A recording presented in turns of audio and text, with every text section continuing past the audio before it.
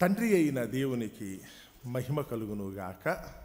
ప్రభువైన యేసుక్రీస్తు నామములో చేరువచ్చిన మీ అందరికీ నా హృదయపూర్వక వందనాలు తెలియజేస్తున్నాను. నేటి పాఠ్యాంశముగా అపోస్తలుడైన పౌలు రోమీయులకు రాసిన పత్రిక 8వ అధ్యాయము, రోమీయులకు రాసిన పత్రిక 8వ అధ్యాయము 35వ వచనం నుంచి కొన్ని వచనాలు నేను చదువుతున్నాను. రోమీయులకు రాసిన పత్రిక 8వ అధ్యాయము 35వ వచనం. క్రీస్తు ప్రేమ నుండి మనలను ఎడబాపువాడు ఎవడు? శ్రమ అయినను, బాధ అయినను, హింస అయినను, కరువైనను, వస్త్రహీనత అయినను, ఉపద్రవమైనను, ఖడ్గమైనను మనలను ఎడబాపునా? ఇందును గూర్చి వ్రాయబడినది ఏమనగా, నిన్ను బట్టి దినమెల్లా మేము వధింపబడిన వారము, వధకు సిద్ధమైన గొర్రెలమని మేము ఎంచబడుచున్న వారము. అయినను మనను ప్రేమించిన వాని ద్వారా మనము వీటన్నిటిలో అత్యధిక విజయము పొందుచున్నాము.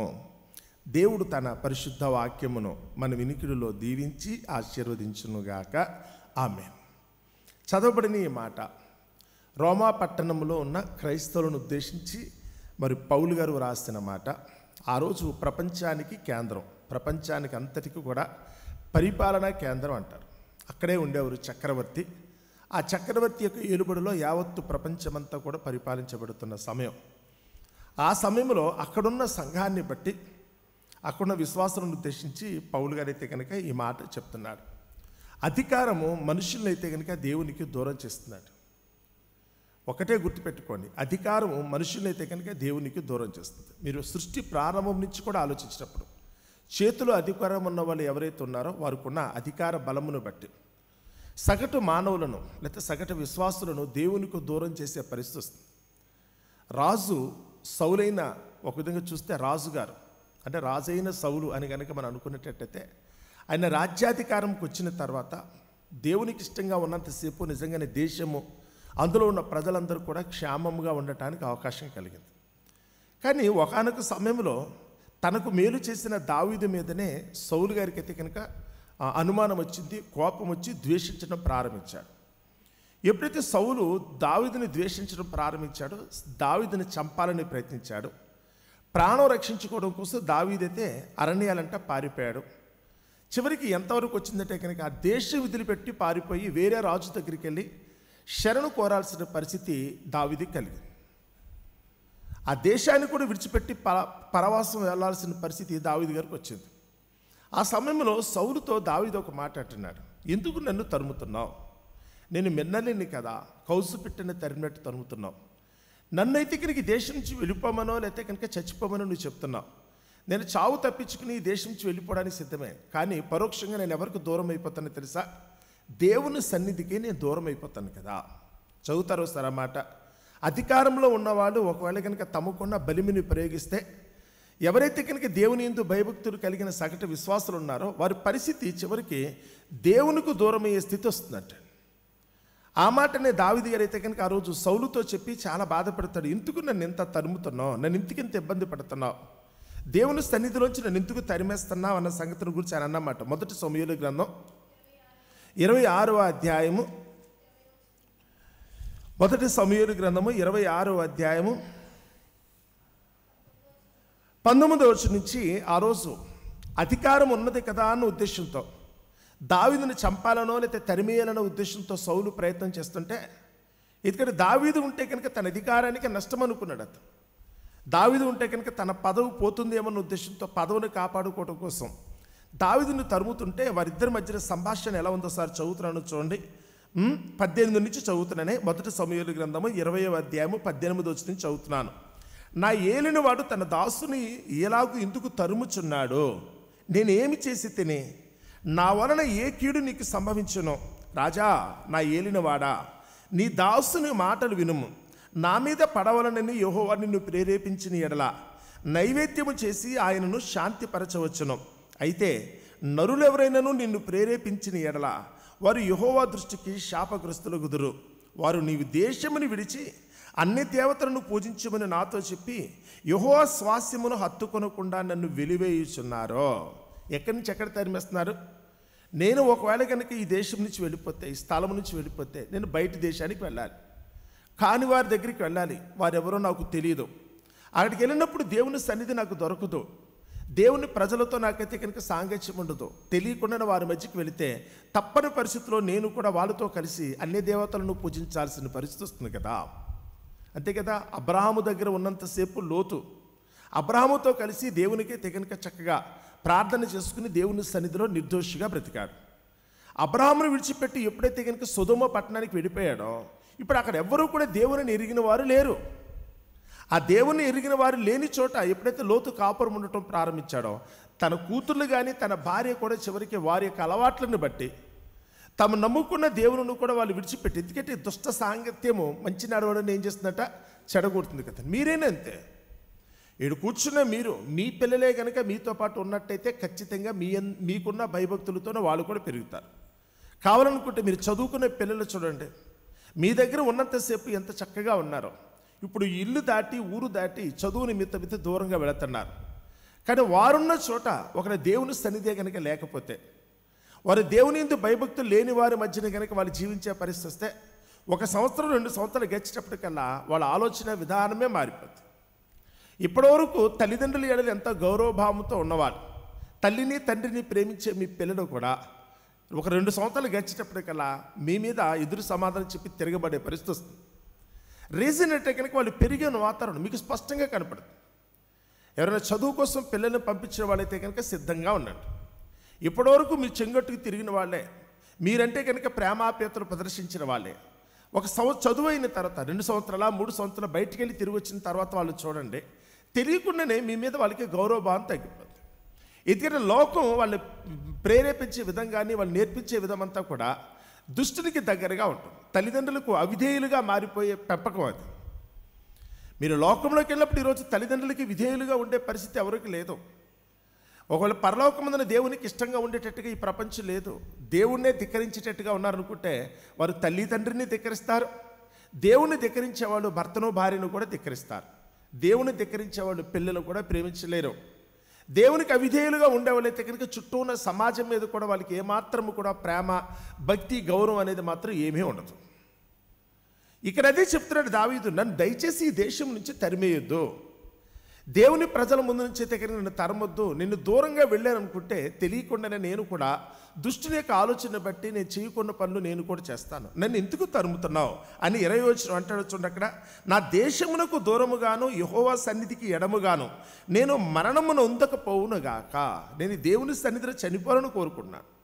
నాకు ఇక్కడే ఉండాలనిపిస్తోంది. నన్ను దూరంగా ఎందుకు తీసుకెళ్తున్నావు, నన్ను ఎందుకు తరిమేస్తున్నావు ఇక్కడి నుంచి, దయచేసి నన్ను వదిలే, నేను నీకు ఏ హాని చేయను, నన్నైతే కనుక ఇబ్బంది పెట్టొద్దని చెప్పి ఆ రోజు సౌలును బ్రతిమలాడుకోవాల్సిన పరిస్థితి వచ్చింది. దావీదు సౌలు కలబడితే కనుక దావీదే గెలుస్తాడని, ఎందుకంటే దేవుని యొక్క కృపాలంటిది. కానీ దావీదు ప్రస్తుతం అయితే కనుక రాజుగారు ఉన్నారు కదా, అభిషేకం పొందిన రాజు, అధికారంలో ఉన్నవాడిని ఎదిరించడం కుదరదు. అక్కడ వయసుతో సంబంధం కాదు, మన బలిమితో సంబంధం కాదు. అధికారంలో ఉన్నారు కనుక వారు ఏది చెప్పినప్పుడు కూడా తప్పని పరిస్థితిలో లోబడాలి. ఎందుకంటే అధికారమును ఎదిరించేవారు ఎవరిని ఎదిరిస్తున్నారట, దేవుని ఎదిరిస్తున్నారన్న ఉద్దేశంతో ఆ మాట చొప్పున దావీదు లోబడిపోతున్నాడు.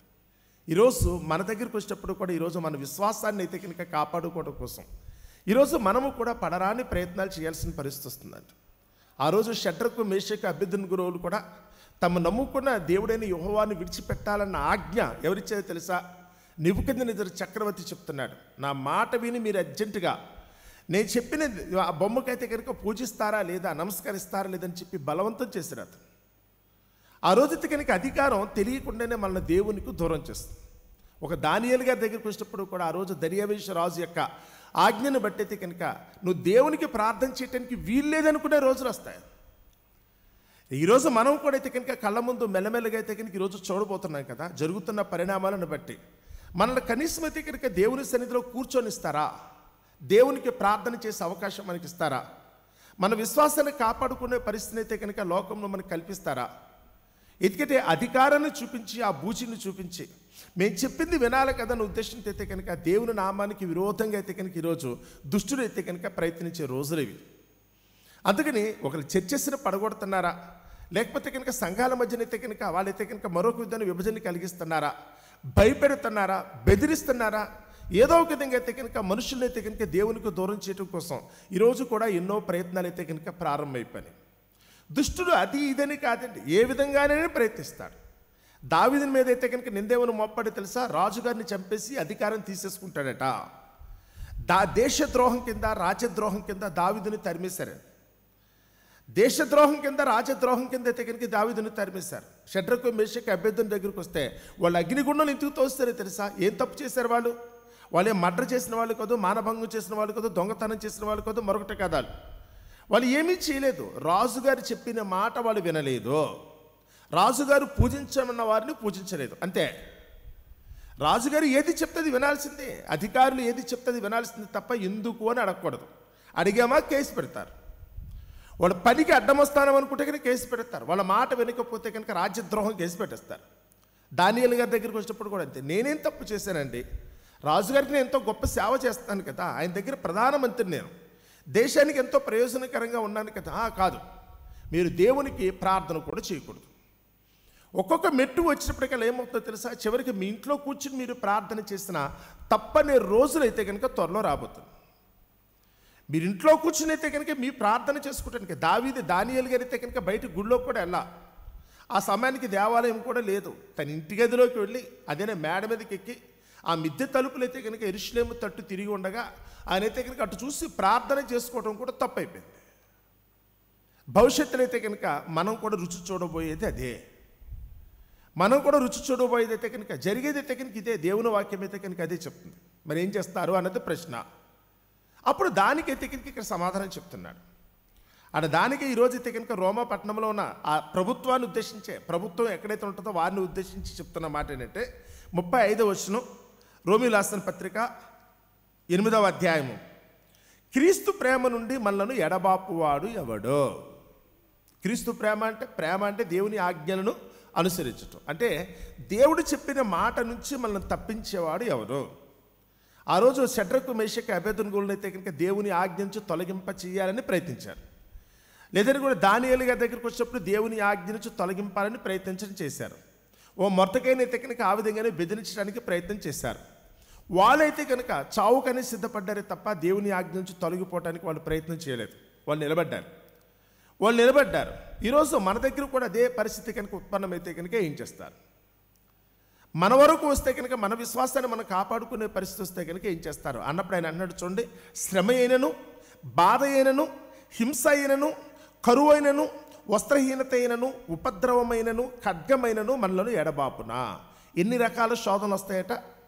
మన విశ్వాసం నుంచి మనం తొలగించడం కోసమైతే కనుక ప్రభుత్వాలు ఏదైతే ఉందో అధికారాన్ని ఉపయోగించి వాళ్ళు చేసే పని, అందులో ఎవరైనా ఉండొచ్చు. ఈ పార్టీ ఆ పార్టీ అని లేదండి. ఎవరైతే కనుక నిన్ను దేవుడి నుంచి దూరం చేయాలనుకున్నారో వారి నెత్తి మీదకి కిరీటం వస్తుంది. ఆ కిరీటం అంటే కనుక అధికారం వచ్చినట్లు లెక్క. ఆ అధికారం వచ్చిన రోజున వాళ్ళు ఎన్ని విధాలుగా నిన్ను దేవునికి దూరం చేయడానికి ప్రయత్నిస్తారనుకున్నప్పుడు మొట్టమొదటి నేను ఏం చేస్తారట? శ్రమ పెడతారు. శారీరకమైన శ్రమ, మానసికమైన శ్రమ, ఆత్మీయమైన శ్రమ, ఆర్థికపరమైన శ్రమ, సామాజికమైన శ్రమ. నీ చుట్టూ ఉన్న వారిని కూడా ఒక్కొక్కరిగా నీ నుంచి తరిమేస్తారు. నిన్ను సమర్థించే వాళ్ళు కూడా ఎవరు లేకుండా మనకెందుకులే, అక్కడికి వెళ్తే కనుక మన మీదకి వస్తుందన్న ఉద్దేశంతో మన మీద ప్రేమ ఉన్న వాళ్ళు కూడా మన దగ్గరకు వచ్చి కనీసం సంఘీభావం కూడా ప్రకటించారు. మన ఓదార్చే వాళ్ళు కూడా ఎవరు లేని శ్రమ మనకైతే కనుక కలుగుతుంది. రెండవది బాధ, నొప్పి కలుగుతుంది కదా. దెబ్బలు పడితే ఏమవుతుంది? మనకున్నది పోగొట్టుకుంటే ఏమవుతుంది? ఆ శ్రమే కాదు, బాధ కలిగే రోజు కూడా వస్తుంది, ఆ బాధను భరించే రోజు. మూడోది హింస. కంటి కనపడదు హింస అనుకున్నప్పుడైతే కనుక పలికే పలుకులను బట్టి హింస, చేసే పనులను బట్టి హింస, మన కలిగే ఇబ్బందిని బట్టి అయితే కనుక, మన బాధ పెట్టే విధానాన్ని బట్టి అయితే కనుక హింస, తట్టుకోలేనంత హింస మనకు కలుగుతుంది. చివరికి మనకి ఏది దొరకకుండా పోతుంది. కరువు అన్నాడు. అది తినేదా, కట్టుకునేదా, వాడుకునేదా, చివరికి మనిషి మాట్లాడడానికి కూడా లేకుండా మన దగ్గరికి ఎవరు రాలేని పరిస్థితి ఉత్పన్నమవుతుంది. దావీదు గారిని అలాగే వెలేసేశారు. దేశం విడిచిపెట్టి వెళ్ళిపోయి ఏం చేయాలో అర్థం కాల. ఉన్న ఊర్లో ఉన్నవారు కూడా అయితే కనుక అయిన వారు అనుకున్న నాబాల్ లాంటి వాడు కూడా చివరికి ఏం చేశారు తెలుసా? ఆ నాబాల్ లాంటి వాడు కూడా అయినవాడు, తన గోత్రానికి సంబంధించిన వాడే అయినప్పటికీ కూడా తాను కూడా దావీదుని అయితే కనుక ఒక దొంగగా అయితే కనుక చిత్రీకరించారు, ఒక దేశద్రోహిగా చిత్రీకరిస్తారు. మన వాళ్ళు అనుకున్న వాళ్ళు కూడా చివరికి మన మీద నిందలేసే పరిస్థితి వస్తుంది. నిజమేనేమో, అలాగే చేశాడేమో, తప్పే చేశాడేమో. ఒకవేళ క్రీస్తు ప్రేమలో మనం ఉంటామా లేదా అన్న సంగతిని బట్టి అయితే కనుక దుష్టుడు పన్నాగం అయితే అలా ఉంటుంది. సో కరువు కూడా వస్తుంది. అది తినే తిండే కాదు, మనం మాట్లాడుకోవడానికి మనుషులు లేకుండా మన సమాజం నుంచి వెలివేసే పరిస్థితి వస్తుంది. తర్వాత ఒంటి మీద వస్త్రం కూడా ఉండదట. అంటే మనం ఎంత దీనంగా మారిపోవాల్సిన పరిస్థితి వస్తుందంటే, మనకున్నదంతా పోగొట్టుకునే పరిస్థితి వస్తుందంటే ఒంటి మీద వస్త్రహీనత, వస్త్రం కూడా లేకుండా చేస్తారు కదా.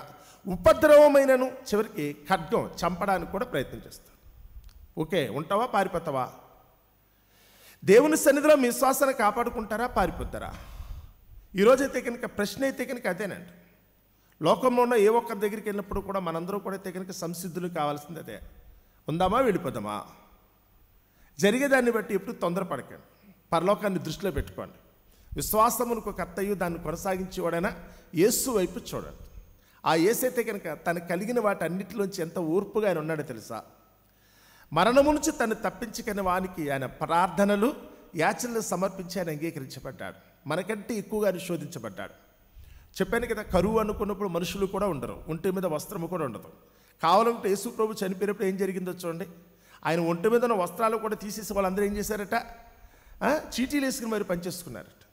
మాట్లాడడానికి కూడా ఎవరు లేరు. చివరి క్షణాల్లో యేసు ప్రభుతో మాట్లాడింది ఎవరు అంటే కనుక సిలువలో ఉన్న బంతిపోటు దొంగల ఆయనతో మాట్లాడాల్సిన పరిస్థితి వచ్చింది. అయిన వారు అనుకున్న వాళ్ళు ఒక్కరు కూడా లేరు. దాహం వేస్తుంది అన్నాడట, కనీసం నీళ్ళు ఇచ్చేవాళ్ళు కూడా లేకుండా చేతు చిరకనైతే కనుక ఆయన ఇవ్వటానికి ప్రయత్నించేశారు. ఈరోజు మన దగ్గరికి వచ్చినప్పుడు కూడా మన పరిస్థితి అలా వస్తే కనుక మీరేం చేస్తారు? అప్పుడు అంటాడు, యోధలై ఉండేవాడు కొండలకు పారిపోండి, మిడ్డిమేకి ఎక్కినవాడు కూడా కిందకి దిగొద్దు. రోజులు అలా ఉంటాయి. రేపటి దినాన్ని మీకు సంభవించబోయే శ్రమ అది కదా. ఈరోజు క్రీస్తు విశ్వాసం కాపాడుకోవటం అండి. క్రీస్తు ప్రేమ నన్ను బలవంతము చేయుచున్నది కదా అంటాడు కొరింథీ రాసిన పత్రికలో. ఎందుకంటే ఆ ప్రేమను బట్టి నేను ఏదైనా చేసేస్తాను, దేవుని కొరకు నేను ఎంతవరకైనా వెళ్ళిపోతాను కదా అన్నాడు పౌలు గారు. ఈరోజు మన దగ్గరికి వచ్చేటప్పుడు కూడా ఏమో సూచనలు ప్రారంభమవుతున్నాయండి. ఎవరైతే దేవుని యందు ఉన్నారో ఆ దేవుని యందు ఉన్న వారికైతే కనుక నెరవేర్చబడవలసిన శ్రమలు ఉన్నాయి, పరీక్షించవలసిన శ్రమలు. ఆ శోధన నుంచి ఎవరైతే తప్పించుకుంటారో, ఏది జరిగినప్పుడు కూడా దేనికి భయం? దేవుడు నిన్ను కావాలనే పందానికి నిల్చోబెడుతున్నాడు, అంతే, పోటీకి నిలబెడుతున్నాడు. నా వెనకాల దేవుడు ఉన్నాడు. నేను తట్టుకోలేనప్పుడు ఆయన సహింపగలిగిన దానికంటే ఎక్కువగా ఆయన నన్ను శోధించాడు. ఆ శోధనలో కూడా నేను తప్పించుకునే మార్గాన్ని కూడా ఆయన దయచేసే దేవుడు కనుక తప్పకుండా ఆయనే నాకు దారి చూపిస్తాడని ఎవరైతే కనుక ఆ దేవత దేవుని మీద ఆనుకొని జీవిస్తారో నిజంగా వాళ్ళందరూ కూడా ధన్యులు అవుతారు. మరి ప్రపంచంలో అయితే కనుక త్వరలోనే ఇది సంభవించబోతున్న సంగతిని మన కళ్ళ ముందు కూడా మన చుట్టూ ఉన్న పరిస్థితులను బట్టి కూడా మనం అయితే కనుక తెలుసుకునే ఛాన్స్ వచ్చింది కనుక ఈ రుజువులను బట్టేనే కానీ ప్రతి ఒక్కరు కూడా ఆదరించబడటానికి, బలపడబడటానికి, రేపటి దినాన ఆ దేవునితో పాటు మనందరూ పరలోకంలో ఉండినట్లుగా కలిగే కొద్దిపాటి కష్టాన్ని, నష్టానికి భయపడకుండా ఓర్చుకొని ఆ శోధన సహించి మన జీవకిరీటం సంపాదించడానికి ప్రయత్నిద్దాం. అట్టి కృప దేవుడు మనందరికీ దయచేయునుగాక.